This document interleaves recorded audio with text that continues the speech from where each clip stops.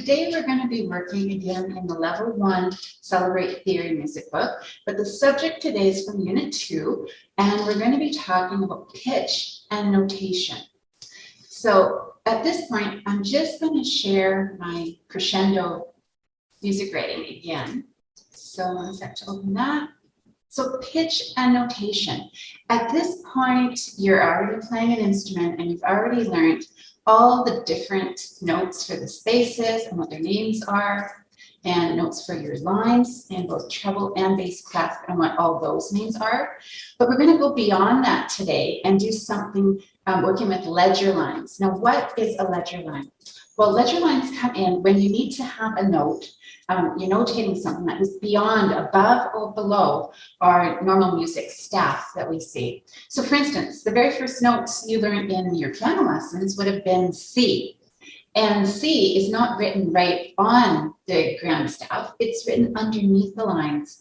And you notice how C is sitting on an extra small line. That line is called a ledger line. And we use ledger lines whenever you're going to go above or below the staff lines. So for instance, we know that this is F, and after that we have G, but if we wanted to notate higher than that G, you'd have to start using your ledger lines and draw an extra little line there for A. Following that, you have B, and B sits above the ledger line. And if you want to keep going higher, you have a C, a high C, notating above that is D, and 3 ledger lines above would be E. Notice how as I'm going higher above the ground staff, I keep adding to the ledger lines. They keep stacking. You need to, when you notate a high E, you have to have 3 ledger lines so that we can see how far we've exceeded the staff. We use ledger lines going backwards as well, going down. So you had your middle C. Below that would be B. 2 ledger lines would be our A. Going beneath that is B, and let's go up to 3 ledger lines here, and I have an F. So again, I'm adding many ledger lines depending on how low below that ground staff I need to notate. Now this brings us to something else, because the subject today is not just ledger lines, it's actually pitch and notation.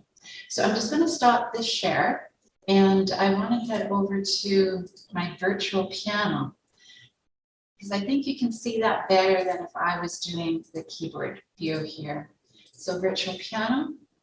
Now on this virtual keyboard, the red dot is on middle C.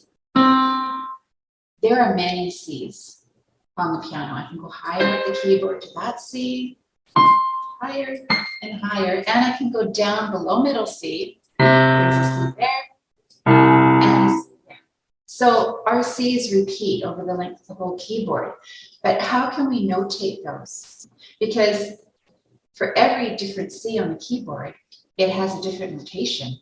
The pitch is really important when you're notating. So let's go back to crescendo. And I'll just reshare that screen. So here's that middle C that we saw on the keyboard with the red dot on it. It's notated there.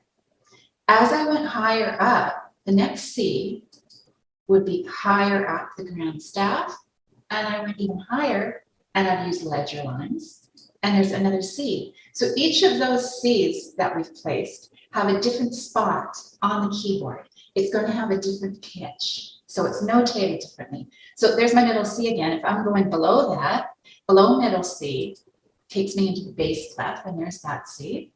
And then below that one, I will have 2 ledger lines, and that would be my low C.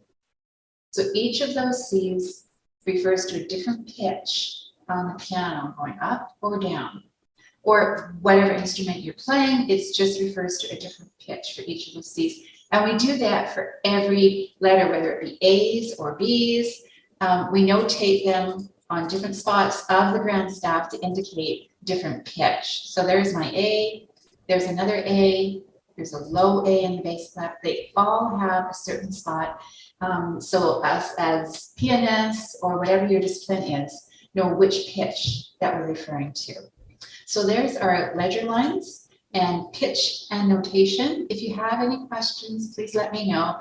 And please subscribe because I'm going to be putting out more in this series and going through the different theory levels. Thanks very much for joining me.